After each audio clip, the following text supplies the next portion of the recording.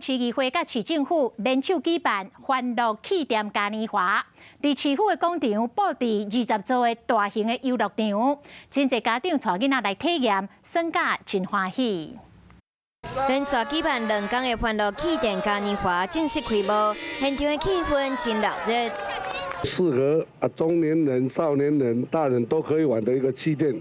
这样呢，这气店互恁身边惊啊，我们这个有很奇怪、很特别，还有你们都没有看过的气店。这么侪大型的气店游乐场真罕见，尤其有20座，真侪囡仔拢耍甲真欢喜。溜滑梯。那你呢？我什么的溜滑梯我都很喜欢。哇，今天玩的开不开心？开心。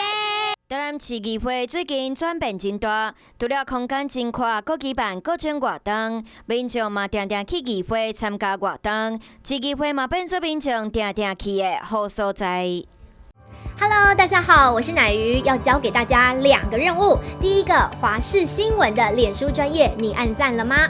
还有华视新闻的 YouTube 频道，赶紧订阅起来，还要记得按赞，开启小铃铛哦。